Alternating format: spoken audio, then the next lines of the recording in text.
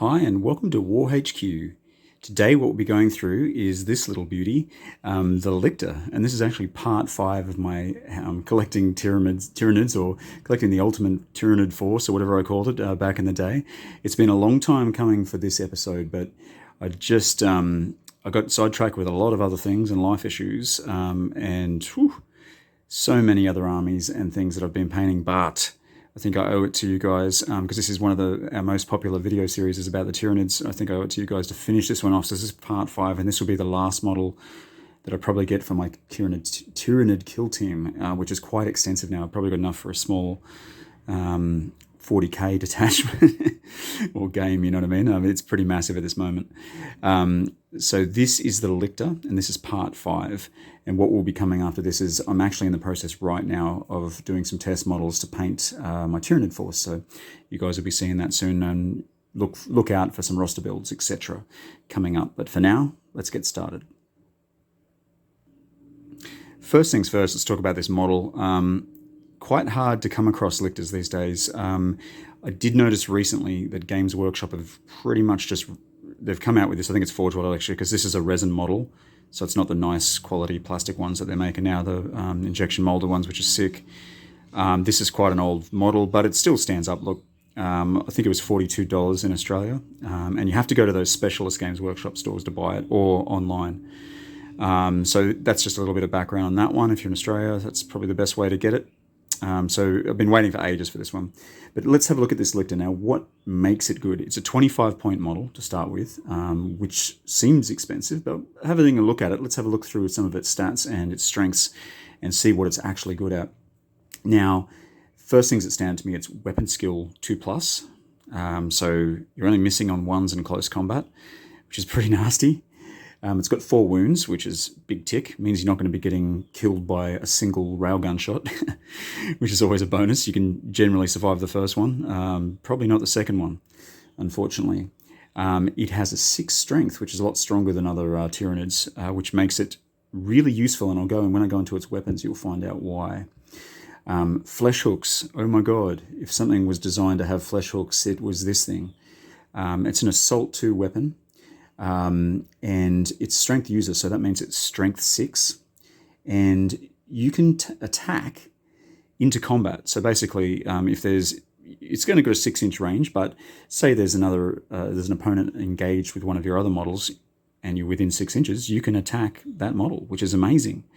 I found out that the hard way in tournament play. The first games I ever played, when I came across Tyranids, I didn't realize they had those abilities, but flesh hooks are really good, and some of the weaker models are a bit meh, you know what I mean? But with strength 6, it really makes it effective, you know what I mean? And even if you didn't make that charge and someone else did, it can still do stuff, you know? So pretty cool.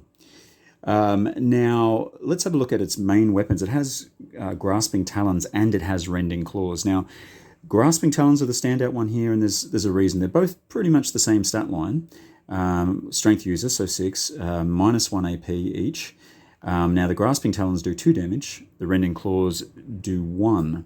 Now why would you have both, do you think? If you have a look at the abilities of the rending claws, if you roll a 6 for your wound, then basically what you can do is you are able to increase your AP to -4, which is quite amazing.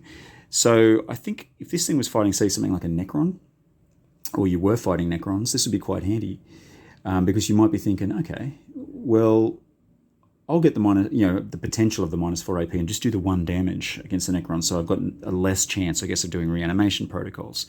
So it does have its uses. It's not, I think in most cases you're going to be taking the grasping talons just for that 2 damage, because if you do actually wound your opponent and get through their armor, the chances of killing them are just so much higher. You know, it's like 75% or something. So it's quite high. Makes this a very, very solid model. And another thing we need to talk about too is its base movement.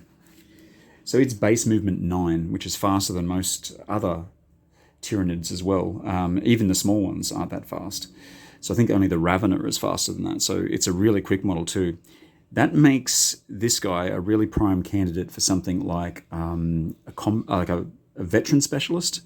You can imagine veteran specialist with your Kraken ability and all that stuff, and then being able to get up into the enemy's face like straight away on turn 1 is going to move some stuff, isn't it? And then also combat is another one that you might want to consider as well, because combat has 3 base attacks, but whacking it up to 4 isn't going to hurt either, is it? Which makes this thing just even more brutal.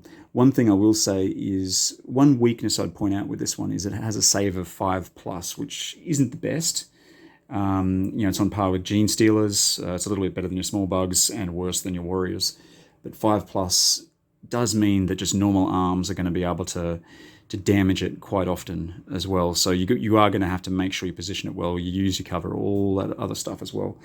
But one thing on cover is this thing has an ability called Chameleonic Skin. So basically, with this one, if it's behind cover, so it's obscured, the enemy gets a further -1 to hit you. So that's fantastic. It's like a scout bonus or something, or the Mandrake one.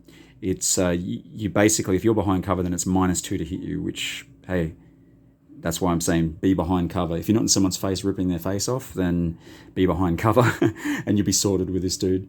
The main weakness, as I said, is just really that 5+ save, but otherwise this is a very, very solid choice for your Tyranid force, and I'll be at least having this one, and if I can pick up another one, I haven't found another one, if I can pick up another one, then I probably will, just so I've got that option of 2. But that is my Lictor. As I said, stay tuned, because I will be bringing out an episode soon. It's going to take me a little while to paint my force. I've selected probably about 25 models, which I'm going to use, and then use some of those for the roster, just so I've got options for everything. But that will be coming up very soon. If you like this kind of content, then please consider subscribing to this channel.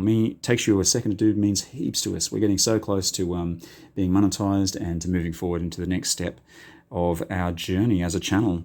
But yeah, thank you very much for all those that have. I am Lucius, this is WarHQ, and we are signing out.